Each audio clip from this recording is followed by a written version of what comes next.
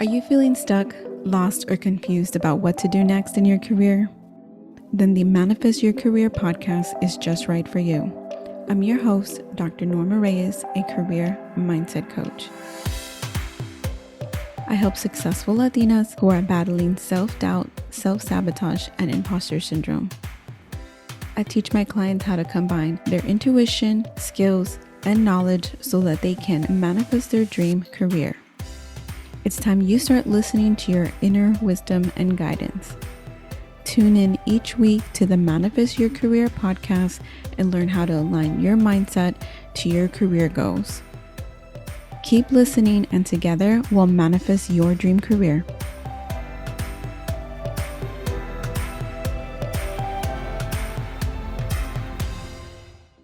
Hey guys, welcome back. This is episode number 40, and with me I have guest Carla Santamaria, and she's going to share all about her career journey that started with an unintended gap year. I can't wait for you guys to hear her journey. But before I do that, let me go ahead and introduce Carla. Carla Santamaria is a Miami-raised, Honduran-born immigrant and FirstGen professional. She is the founder of the FirstGen Coach, a career coaching practice to address the lack of professional development opportunities tailored to meet the unique needs of FirstGen professionals. Carla is a fierce advocate for aligning mindset and purposeful action. She uses this strategy to help her clients reach their dreams.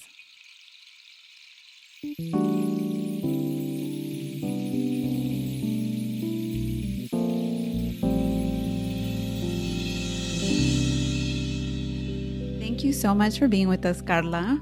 My first question to you is, can you tell us about your family background? Where did you grow up and whom did you live with? Hi, Norma. Thank you for having me. Yes, absolutely. So I was actually born in Honduras, and I lived in Honduras the first 8 years of my life, moved to Miami, Florida, right before my ninth birthday. I grew up with my parents and my three sisters. So I am the second of four girls. 4 girls. I'm sure your dad was very busy. Oh, yes. And it's so funny because our last name is Santamaria. So even though I didn't grow up Catholic, I knew the prayer, Santa María, Madre de Dios, santificada de todas las mujeres, because people would say that to my dad, Santa María, entre todas las mujeres, so he's always been outnumbered by women. Oh, that's funny. I actually didn't know that was a prayer, but that even makes it just even more like it wasn't a coincidence for your dad to have all girls. So, when you were young and people asked you what you wanted to be when you grew up, what do you recall telling them? I wanted to be a lot of things. And I love this question because when I think back about the different things I wanted to be, I always wanted to help people. And I don't know, at some point in high school, I think maybe after my youngest sister started speech therapy, I realized I wanted to be a speech pathologist because I wanted to help kids, learn one of life's most foundational skills, communication. And I did eventually start my first couple of years of undergrad with that career path in mind. But I think about when people first started asking me that, at least in the United States, I would say that I wanted to be a veterinarian.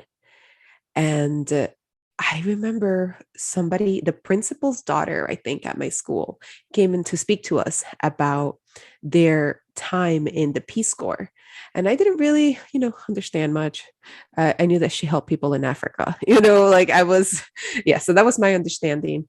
And I remember telling people that I wanted to go on the Peace Corps and then take the education award, which, I know that now that's what it's called. But back then I just thought you just got a whole bunch of money at the end of your service. And I wanted to go back to Honduras and do something amazing and help people. And so those were the two things I remember, being very young, veterinarian slash Peace Corps volunteer slash savior of Honduras, even though, I was not aware of all the savior complexes and things like that and all the problems with international aid. But the theme, the recurring theme is that I wanted to help people. Those are some big dreams. I don't even think I even knew what the Peace Corps was until I was in college. Now, whom do you recall being some of your earliest career role models that you imagined yourself being like when you grew up? So, other than Mr. Fernandez's daughter, the returned Peace Corps volunteer, I thought about my sister's speech therapist, and I don't even think I met the lady. It's just somebody my parents talked about, so she's helping, your sister, and my little sister would speak very highly of her. And I think that she was the first career model I had, which is interesting because, I never met them. And actually, growing up, I'm realizing that I guess I didn't really have a lot of career models. Maybe this is why a random guest speaker resonated with me, or maybe this is why somebody who I hadn't even met, but who I could see actively help my youngest sister resonated with me. And it wasn't until way down the line in college that my possibilities of careers opened up. And up until that point, I think that I thought my career options were doctor, lawyer, teacher slash speech therapist. And so I chose speech therapist. So I guess I didn't really have a lot of career models growing up. Right, right. And a lot of first gen, and depending on the community you grew up in, we really don't, right? Like you said, Right. what they push is STEM, which is, be a doctor, be this. But then at the same time, what you hear is, but it's really hard to do that. But it's really hard to do that. Yes. So, it creates this shift of anything that's not that might be easy, but it's not as prestigious, it's not as important, which skilled labor is so important. We would not be, I mean, we need doctors, but we also need skilled labor to be able to be running in this country. So now, before we go into a tangent, because I know that's easy to happen. Oh, yeah, especially the two of us. We need like a side podcast of random stuff we talk about. So please tell us about your educational background. Did you attend college immediately after high school, or did you start later? I started later, and this is probably one of the first times that I've been asked this question in this way. I don't usually talk about this, but I feel very moved to share. My immigration status was in limbo for a long time. And when I graduated high school, I was not yet a legal permanent resident. I had a worker's permit, I think. And I had gotten a full ride scholarship to the honors program at my local college, MiamiDade College. But come to find out that the full ride was only for in state tuition. And because of my immigration status, I would have had to pay out of state tuition. And I was heartbroken. I didn't have any money. Like I did what I was told. I got good grades, I got scholarships. And then they told me that wasn't enough. And so it wasn't, like I went that summer, I graduated high school with multiple scholarships. Then it wasn't until I was at orientation that oh no, I went to orientation. After orientation, when I was meeting with the program director, that he told me, oh yeah, sorry, you still owe us like thousands of dollars. I was like, how? And then they explained that to me. Uh, I was very lucky that I knew that I was on the cusp of becoming a legal permanent resident. So I made the decision at 17 years old to delay enrollment in college and to defer one of my scholarships and to turn down the other scholarship because there was no option for deferment. I would have had to turn it down and apply again the following year, which I did. And so I did that because I knew that they would have locked me in at that out of state tuition rate, and my education would have cost me thousands of dollars when I had the scholarship awards to cover the full ride for in state. And I haven't really shared this in a long time. This was like maybe 12 years ago. And I remember I withdrew and then I cried on my bed all afternoon because all my friends were going to college and I wasn't. Sorry, I'm getting a No, bit it's yeah. okay. It's okay. Yeah, I can feel it. I can't imagine having wanted to go to college. I myself went directly afterwards, and I can't imagine how you felt pretty much. I mean, you're there in orientation, so that's Right. even more impactful. You're already there, you've already made these dreams in your mind, and then all of a sudden everything just gets shattered. Yes, absolutely. Yeah. So it was very hard. But let me tell you that maybe the reason that I don't talk about this is because I know that that year that I spent working full time served me so much, and I learned so many skills. And by the time I started, I already had professional experience. And so I always think about that. I always think about how lucky I was to have had the opportunity to work full time in an office setting and learn that office etiquette before I started school. And so I always talk about that, but it's been a while, like the way that you phrased that question, it's been a while since I thought about really how heartbreaking it was. And then, like I said, all my friends were going to college. And I remember I was, like a few months down, I was like at a friend from high school's house, and his mom was like, Carla, the brain isn't in school. And I was like, "Oh, screw you, lady." And so I did not start immediately after high school. And it was very traumatic. But like I said, I knew I was right on the cusp. And a few months later, I was thankfully able to get my immigration status resolved. And I became a legal permanent resident at the time. So my one scholarship that I deferred, they were like, yep, you have 3 years. You just pick up right where you left off. I applied again to the same program and I got in. And so, like I said, worked full time for a year at an office setting. And then I started my undergrad, 2 first years of undergrad, MiamiDade College. I transferred to Brigham Young University in Provo, Utah. And after a year, I was like, I'm going to go to FIU, I'm going to go to Florida International University in Miami. So it took me 6 years after high school to get my quote unquote 4 year degree. And even though the larger part of me was very proud of my journey, well, I don't know if proud, but I guess I took ownership. Like I knew it was a non-traditional journey. I knew that because I didn't attend college immediately after high school, I knew that I was a non-traditional student. There was also the part of me that every once in a while felt a little bit of shame. I spent 5 full years in college. And remember, I took a year off, right? So 6 years. And by then, some of my friends were wrapping up their master's program. And I can look back and know that I knew that my journey was different. And most of the time, I was very confident with my journey. But every once in a while, there was that little bit of like, oh, I'm behind. But really, I wasn't. I was just on my own journey. Right, right. They really push this idea that you can actually finish college in 4 years. And it makes you embarrassed when you don't. Right. Absolutely. It does. And a growing number of students fall since 2012 are falling outside of that traditional paradigm of full-time student with zero job commitment with full family support.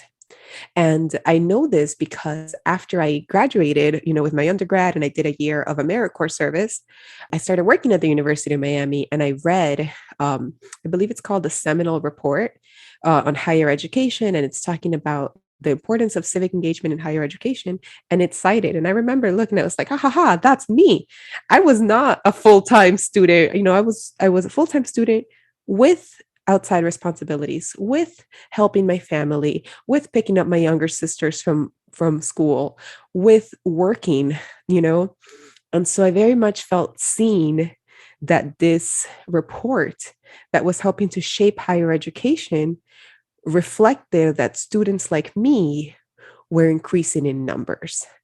And yeah, so eventually a couple of years later I got my master's degree also from the University of Miami, and I loved it. So my education journey was a little bit, again, outside of the quote unquote traditional or outside of what people imagine, but what people imagine is not the case, not always the case, but it's becoming increasingly rare.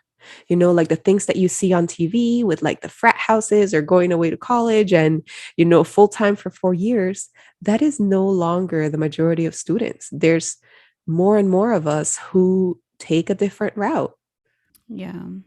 Yeah. I myself finished in 5 years. I didn't work. I just changed my major a few times. And now I think with the requirements of how many hours you have to take, like, I mean, I even took summer courses too. So you really have to take a full course load, which is, like 5 classes. I found that 5 classes was an ideal for me. Like I needed to do 4 and then I'd make it up in the summer. So, for anyone listening, it's important to know that your journey is your journey and don't allow anyone to make you feel shameful. If you can't go full time, if you can't take 15 hours a semester, like there's nothing wrong with that. I mean, I knew people who were taking 18 hours and I myself have never been a person, even though, quote unquote, I'm like the smart girl, whatever. I was never a studious girl. As I did not do all nighters. I didn't stay up past 10 doing work. Like if it was 10 p.m., I'd be like, well, it's not going to stick in my brain. So I'm not going to spend time overdoing it because that just wasn't me. And nothing against people who do that. I just felt like, that just wasn't who I was.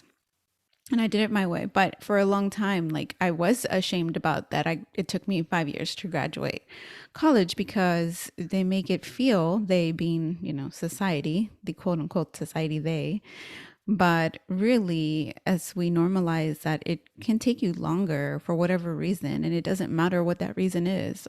It could be a variety of reasons, and what matters is finishing and getting to Yeah. your goal. Yes, exactly.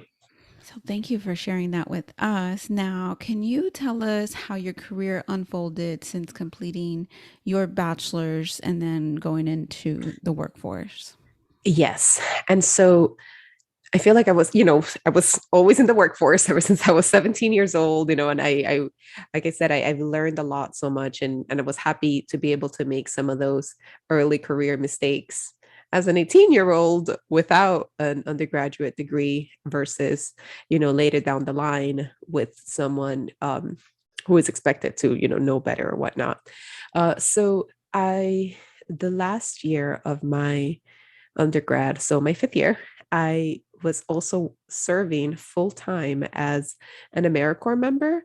And so I worked at this education nonprofit where I had interned 3 summers and I was there full time. I was mentoring students and I loved it. I loved the work. I saw myself in the kids. I loved being able to talk to them and talk to their parents and advise them like, hey, your child is starting college. They need to be studying for the SAT. Like, so really like bridging that gap. And so I love that. I finished that around the same time that I graduated from, with my bachelor's. Eventually, after a couple of months of, trying to find work, I decided to do another year with AmeriCorps and it became a Vista. And oh my God, it paid like nothing. And so for those who are not familiar, Vista stands for Volunteers in Service to America. And it's funny because they explained it as the domestic Peace Corps. And I haven't thought about wanting to go to the Peace Corps in forever, but now here I am talking about both my exposure to the Peace Corps as a 5th grader and then serving in the quote unquote domestic Peace Corps. Uh, I have a lot of critiques about the Vista program, and I think that it does it's not it it it maybe it worked in the 60s. I don't know. It's not working now. It definitely, yeah. I know what you mean. It's unfortunate that a person who goes into that program has to apply for food stamps. I Yes. remember, I don't know if I spoke with someone about it. I wasn't interested in it, but somehow I got familiar with it and how they pretty much teach you how to apply for food stamps because you can't survive otherwise. As you're going and doing this domestic Peace Corps service within the country. Yes, exactly. Like the idea in the 60s, the mission of the Peace Corps is to eradicate poverty. And they believe that the people who work that need to experience poverty. Like, first of all, I am 1st gen. Like, I experienced poverty my entire life. I need to actually have a legit job that pays me. I remember my dad asking me, because he knew I wasn't making much money because, hello, hey, daddy, I'm not paying rent at your house where I live in with a college degree. And he said, why would you go to college to become a volunteer? Eh, right? Yeah. And so when I think about, people who serve in the Peace Corps, it tends to be low income communities of color, hello, me, who are so motivated to help others and to help their community, or extremely wealthy individuals whose parents can subsidize their experience. Yeah. Yeah. That's what I Mhm. was thinking. I was like, because, you know, just because they're not giving you money, there's people who are giving you money. And I don't mean for those that are low income, because obviously you weren't getting any subsidization by your Oh, of parents. course. Yes, exactly. I mean, and again, I'm very grateful. I was able to live with my dad rent free. And he was also like paying my car insurance and my phone bill. So, I mean, I think my paycheck went to gas or something. I don't even know where it went. It wasn't very much. Yeah. Um, and so I always say about Vista that the program needs a lot of reform, and that the program actually perpetuates the economic inequality that it supposedly wants to solve. It doesn't, it perpetuates it. Um, because if where your first income after college, it sets you off in a trajectory. And so if you come from a low income community and you take a low paying job, it sets you off in a trajectory. And so again, it perpetuates economic inequality. But I can also say that I had a positive experience. I had a great experience at the office where I was working. I loved them. They shaped my career now. Like when you talked about career role models, oh my gosh, my boss from she's still like number one. Like I want to be her when I grow up. She's amazing. So I know that I had a positive experience in a very, very broken system. So that was my second year with AmeriCorps. I stayed on as a program coordinator. It's still in this office. And one of the parts that made my experience very positive is that I was able to connect with everybody who worked there, connect with the faculty who was working in the civic engagement office on campus. And that's how I met a lot of different faculty. And that's how I met my next career role model. She was a department chair. And I was telling her, hey, like I saw that you worked with this a nonprofit. That's where I did my first year of AmeriCorps, but I don't want to do nonprofit education anymore. I feel like I have this vision of kids coming in a conveyor belt with their problems, and we put a band-aid on the kids, and then the conveyor belt gives us the exact same kid, and we just put another band-aid on the kid. And I had that vision and I communicated it to her. And I was like, like how I just don't want to put band-aids on kids anymore. I want to solve the issue, Yeah. And she says, okay, Carla, this is going to sound very biased because I'm a community psychologist, but you sound like a community psychologist. And I was like, what is that? And she said, well, she told me a little bit about it. Basically, community psychology looks to solve complex issues by getting to the root of the issue. So obviously we're going to need people in soup kitchens, like that ameliorative service, but let's take a step back and figure out what are the causes, what are the systems, what are the barriers that causes someone to have to go to a soup kitchen, and let's solve that, let's work on that. And so I love that. I had been looking at grad programs. I had been looking into like business school and corporate social responsibilities and B course, because remember, I always wanted to help people, but I didn't want to put band-aids on kids anymore and not solve the problem. So I went from wanting to help people like immediately to like wanting to solve problems that help people. And as I learned more about community psychology, as I continued to look into different programs, that was what kept resonating with me. And so I joined the community psychology program and continued working at I began a grad assistant job advising students, and it was amazing. And so after about 4.5 years, 2 of which I was in grad school, I left So I completed my graduate degree, and then I left for a different role in higher ed and civic engagement. Yeah. Tell us about that and then lead us up to your current role. Okay, so I went back to my one true love, MiamiDade College, because yeah, the tagline for DC actually opportunity changes everything. And I knew, especially as somebody who had to take time off after high school, and then they welcomed me back with open arms, I knew that opportunity did change everything. And so when I was working there, I was, promoting civic engagement and academic service learning and voter education, and absolutely loved the work that I was doing. Um, again, working with students, working with faculty, working with community partners, working with campus leaders to really, again, help students be involved in their community, help students see themselves as community members who have agency to create the world that they want to live in. And I loved that. And I was there for a couple of years. Unfortunately, there was some mishap.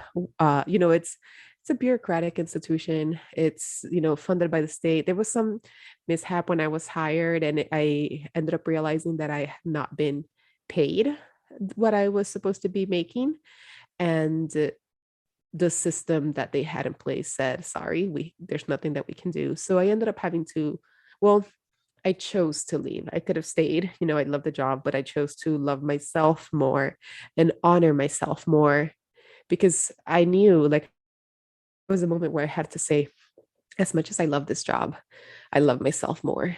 As much as I love this job, my parents didn't move to the United States for me to stay in a job where I am underpaid.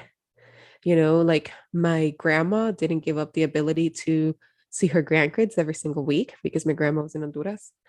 And, for me to be okay being in a job where I'm underpaid. And so I left MTC and I transitioned careers, and I'm now a diversity, equity, and inclusion practitioner. And I think along the way, I've always been a DEI practitioner. Like, I've always had this internal sense of equity and internal sense of fairness. And I remember as a kid, I used to be told, like, I used to say, that's not fair. And my teacher would say, life's not fair. And guess what? Here I am now as a DEI practitioner, working to make systems fair. And so I do that, as well as I have a coaching practice where I help FirstGen women um, really tap into their strengths, look inside themselves, tap into their skills, and really be confident in their career. And leaving my previous role, transitioning into a corporate setting, and launching my coaching practice all happened in like one weekend. So kind of a very busy weekend, but that's where I Yeah. am now. Yeah. So I like that you shared that, right? You loved yourself more. That is something that I don't know if I've shared in the podcast before, but I know that I've talked about it with others in regards to we as first gens, maybe not just first gens, but maybe in the Latino community, that we have to give back to the community, that we are required to give back to the community. And that can mean sacrificing how much we get paid. Because if you go into the corporate world and you change or you're no longer giving back in the sense of being present and showing, who you are, then you are a disservice to others. And I say this because for the longest time, I didn't move from the south side of San Antonio, which is traditionally mostly Hispanic, probably like 99% Hispanic down there. And I felt really rooted and stuck there until I decided, like, you know what? My kids deserve a better education. No one cares that I'm here. No one is going to miss me, that I'm not part of the community anymore. I'm just there because I have this belief that I need to stay there for whatever it is, right? I'm not really doing anything in regards to changing the community anyway, just by being there with just my presence is what I mean. And I was like, my kids are more important and their education is more important and I'm more important, right? In regards to, they say that they always say, right? Like the five people around you are, what you are like, right? And then I took that and I Mm, applied it to my neighborhood. I'm the top earner in the neighborhood, and most of the neighborhood has 2 to 3 people household putting into the income of the household, and my income alone is still way above theirs. Like there's just that there. They are not at the same place as I am, and that's not anything saying negative about them. It's just I can't move forward. I can't grow if I continue to stay in a place that I've outgrown. Right. Oh, yes. So stop trying to shrink yourself, to fit into a place that you've outgrown. Yeah, I feel that that resonates with me. I mean, I don't think I'm the top earner and I just moved, but what resonates, deeply is this belief of like we have to give back. We have to give back. And that's something that even as a 9-year old, 10-year old, I wanted to go back to Honduras and give back. Like that's so deeply rooted in our psyche that as an adult, for me, it manifested into thinking, I want to give back to my community. I want to help others. And that means I have to take a low paying job. And it wasn't until about a year ago that I realized how, I mean, it's a limiting belief, but like looking back, I'm like, what sort of arrogance, like it wasn't just a limiting belief. It was also like this arrogant belief, this sense of Yeah. like, Yeah.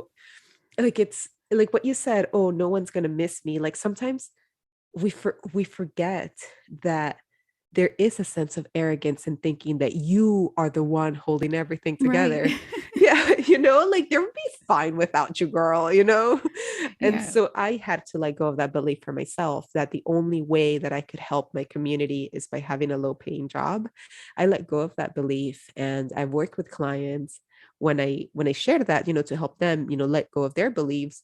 And I'm never going to forget because one of them said, "Oh, I feel so seen." We had similar backgrounds of working with nonprofits and trying to improve our communities and then feeling like we have to be tied to these low paying jobs. So now my goal is to help as many first gen women as possible make powerful career transitions that let them use their skills while making the world a better place. And guess what? You can do that beyond the nonprofit world. Okay. You can do that and earn a high income. Like they're not mutually exclusive. Yeah, definitely. Well, where we moved, I definitely pretty sure that I am not the high earner in this neighborhood right now. We took clear. It's all right. That's the goal, right? To get up there. Gotta Yeah. have that influence. Thank you so much for sharing all of that. I'm sure our listeners are feeling empowered too to step out of that mentality. I think it's just that wanting to give back. And actually, I'll share on my most recent volunteer experience where I went to do a vision board workshop for this teen life center. It's helping young families. It supplies them with a community support where they can just go. I love that they can just go and they get diapers and they get a dinner. And it's really just there as a support. It's not trying to fit them into some sort of mode. And so they'd asked me to come do a vision board workshop for them. And I went there and I went dressed up because, I just, that's what you do, right? You're professional, you get dressed up.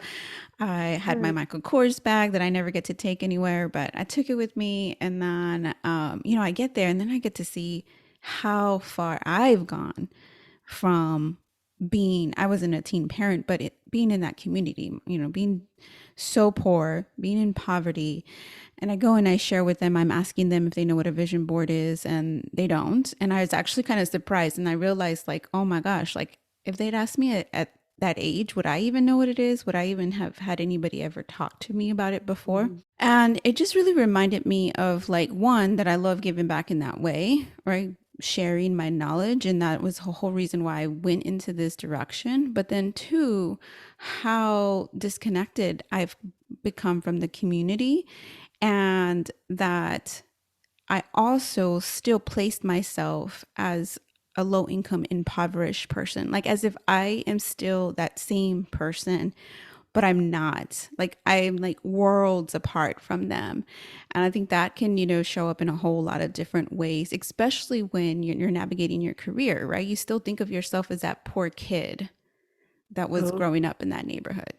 yes. Oh, yes. And then that identity, it's something like only 40% of women all women, not just Latinas, not just women of color, only 40% of all women, I think in the US at least, negotiate their salary, you know, because, and I think part of it is that feeling of like, oh, I'm just grateful for what they offered me. Like, I'm just grateful.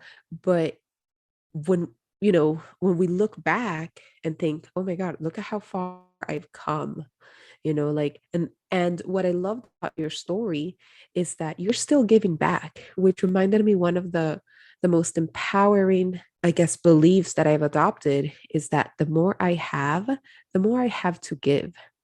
So I grew up with that mentality of give back to my community, give back to my community. Well, guess what? If you can barely pay your student loans, how much are you going to have to give back? If you are so overworked and burned out, you don't have any time to volunteer, like, how much are you really going to give back? So I don't mean that in like a greedy way of like, give me everything, but I mean in the way that like, I am worthy of more. And guess what? Because I am a good person, I will use all of my resources to give back. So isn't it my responsibility then to elevate my stance so that I can help others with my more time, with more knowledge, with more skills, with more money, you know? So yeah, so I hear you with the giving back, but for me, I've adopted the more I have to give. And it's been so freeing to let myself pursue a career that pays more, and to free myself from these beliefs that really were not serving anyone. Right. Yeah, definitely. Your success is serving someone. Your success is important to everyone, right? We all grow. And so now back to the official questions. Since we went on a whole big tangent, but can you tell us, which I think you may have already shared some, but what has been your most influential experience in your career so far? Interning for the US House of Representatives through the Congressional Hispanic Caucus Institute. So I truly, when I said earlier, it wasn't until much later in college that I realized that there was more to careers than doctor, lawyer, teacher. It was when I was an intern at CHCI. So let me tell you how I didn't know what the word congressional meant. Like, that's how poor civics education I'd had. Um, I don't know why. Obviously, congressional means Congress. Like, I just don't Yeah. understand. Yeah, I know. Now you have me questioning, do I know? I'm like, doesn't it just mean Congress? But Yeah, it does. It does mean Congress. I don't really know what I thought. I don't know what the confusion was. it's I didn't okay. know We who don't my know what we don't know. It just happens. There's plenty of stuff that I didn't know and probably still don't know. Right, yes, and I think, you know what? I think part of me must have tuned it out because I thought, well, I can't vote, so this doesn't matter. Um, but anyway, so thankfully I applied because guess what? The application questions were something like, what issues affect the Latino community? And it's like, oh, I got you. Like, let me tell you what issues affect the Latino community. What role does civic engagement or giving back to the community play? I'm like, oh, I got you. So even if I didn't necessarily know what it meant to be a congressional intern, I knew what it meant to want to solve those problems. And so I was accepted, which is why it also took me 5 years to finish my undergrad because it was one full semester in DC and it was fully funded. So this is why I said most influential, because again, it opened my eyes. Had I not had that funding opportunity, I wouldn't have gone. I can't afford a semester in DC, at the time. I knew that, but fully paid semester in DC, yes, please. And again, opened my eyes, not just to the m- limitless options of career opportunities, but also to the ways in which I personally make a difference in the world. And so prior to that, I had envisioned myself in the classroom or working one-on-one with, pre-K students as a speech pathologist. But I had this shift of like, wait, I can influence more people. Like, I can have a career that goes beyond the four walls of a classroom. And don't get me wrong, I love teachers. Teachers, like, every teacher across America could get $30,000 increase in pay and they would still be underpaid. I very much love and appreciate teachers, but I knew that I and we talked earlier about how I am a visual manifester, or that's part of my human design. I realized that these key moments have come with visions. Like I visualized myself in the classroom, and the four walls of the classroom felt so limiting. And I knew that that couldn't be my career. I knew that I needed something bigger. And I mean, that's where I am now. So, influential experiences, definitely my internship with the Congressional Hispanic Caucus Institute. I am still in touch with my intern cohort to this day, and it was like, what, 8 years ago. Still part of the alumni network, very involved. I try to mentor as many students as I can, just because it was so life-changing for me. And because it gave me that exposure. Remember, I didn't have a lot of role models growing up. And then all of a sudden, I was in the US House of Representatives, me, this poor kid from Honduras, in the US House of Representatives, walking past the Capitol building every single day. Like every day, now that I think about it, every day it was breathtaking. Not a single day in those 4 months did I ever think, oh yeah, it's just a Capitol. No, it was like, wow, that's the Capitol. So definitely the most influential experience. Thank you for sharing. It sounds amazing. And yes, going to DC is beautiful. So now to more fun questions, but also not so fun, because the question is, what is some of the worst career advice that you've received? So this one is so fun because I think that for some people it would have been the best career advice they received, but for me it was the worst. I don't know what the context of the question was. Oh yeah, I know what. I was trying to pick a grad program, like I was exploring different things.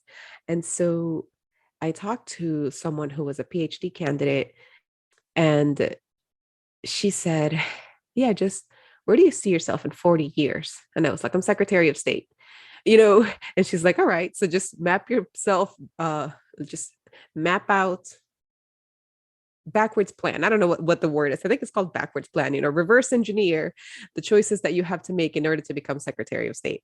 And so I did that. And then I went to talk to her, and she was like, from what you're saying, like, you don't want to become Secretary of State, you want to become a college professor.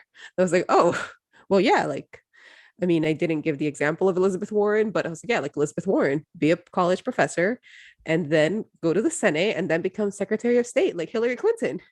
Um, but anyway, so I realized I didn't necessarily want to be Secretary of State. I definitely wanted to be in academia. And the reason that this was terrible career advice is because then it made me so scared to do anything. It made me so scared to choose the wrong grad program. It made me so scared to choose the wrong school. It made me so scared to do anything that might take me off my trajectory of becoming like a college president, you know? And I was so paralyzed for the longest time because I was so scared that I would make the wrong choice and then my 40-year life plan would go away. First of all, that's kind of crazy. Like, who makes a 40-year life plan? And again, maybe some people, also some people like who want to become doctors or people who are drawn to politics. They understand that, yeah, maybe they'll run for city council and then they'll run for state senate. And then, maybe 40-year life plans work for people in politics, but clearly my heart was not in politics. And so it wasn't, yeah, it was bad because it just made me just so scared of choosing the wrong trajectory, and it shook my confidence, and it also for some reason made me believe that I had to stick to that plan. I think that was the most damaging part of it. Not just that it completely froze me, but that it was like I was signing that like the back of a scrap agenda, like that was somehow my blood, that this was a blood contract that I had to adhere to. Otherwise, I had like gone wrong in life. I don't know. I don't know why. It threw me. It was terrible. I spent like 6 months in misery until somebody gave me the best career advice, which was, you don't have to figure out what you want to do for the rest of your life. You just have to figure out what you want to do now. And I was like, yeah, I felt like it was the first time that I was breathing normally in 6 months. And I was like, okay, that feels so much better because I don't know what I want to do in like 5 years, let alone 40, but I know what I'm going to do now.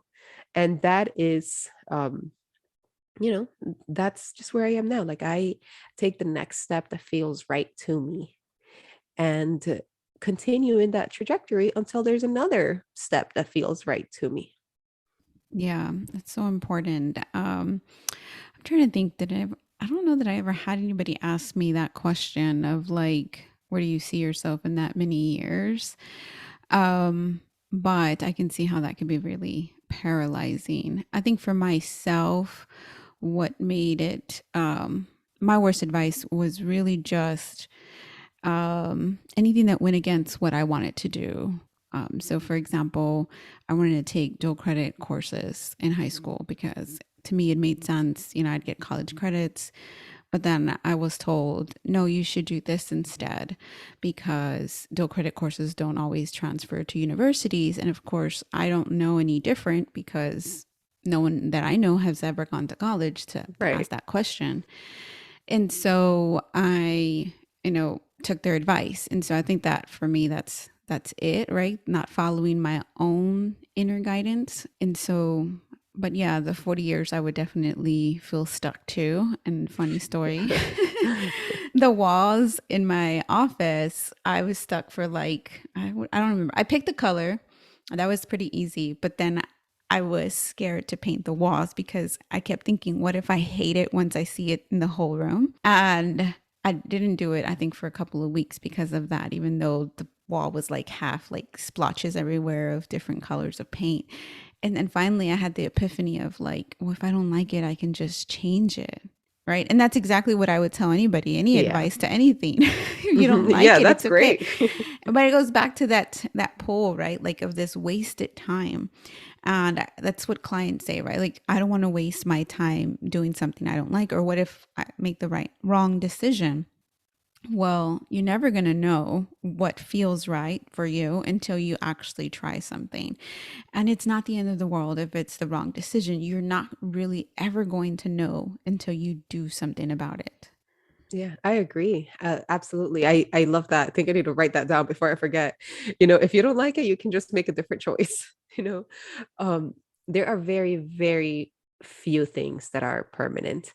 Um, and I also don't necessarily believe in the wrong decision. It was a decision, and as long as you learn from it, like what is really like right or wrong, like it was either a success or a learning experience. So, Yes. so yeah, for a long time I haven't really believed in like the wrong decision. Like it's just, our journey, what we learn along the way. I love that. It's so true. There isn't any wrong decisions because eventually you'll get where you need to be going. So, what career advice do you want to share with my audience today? I would say trust yourself, trust your community. Don't put your faith and trust in institutions, uh, because they can fail. They're not perfect. Maybe, I mean, I've felt this way multiple times, and I know lots of people have like put a specific company in a pedestal, and oh my God, I've always wanted to work for them. I've always wanted to, work in like a big four law firm, and then they get there and expectations is different than reality. And when you place your trust into something external, it's just asking to be let down. But when you put your trust in your intuition, when you put your trust in your values, when you put your trust in yourself, you will know what the right thing to do is, what the right career move is to do, is to take next. So trust yourself, trust your community, and you can't go wrong. Thank you. Thank you. How can our community get in touch with you, Carla, or if they want to work with you? Oh, sure. So I offer one-on-one coaching, also group coaching. And I have a podcast, The FirstGen Coach, and I am on Instagram at Carla, the FirstGen Coach. Yes, and I'll have everything in the show notes, guys. Thank you so much for being with us, Carla. Thank you. Thank you so much, Norma. I loved it. Thank you for these insightful questions and really for the opportunity that you gave me to think about my journey and how far I've come. I appreciate it. You're welcome. Yes, I love doing these because, and then you have the recording forever, Yeah. really. Great. Thank you. You're welcome. Thank you for listening to the Manifest Your Career podcast with me, your host, Dr. Norma Reyes, a career and mindset coach. Learn more today on manifestyourcareer.com.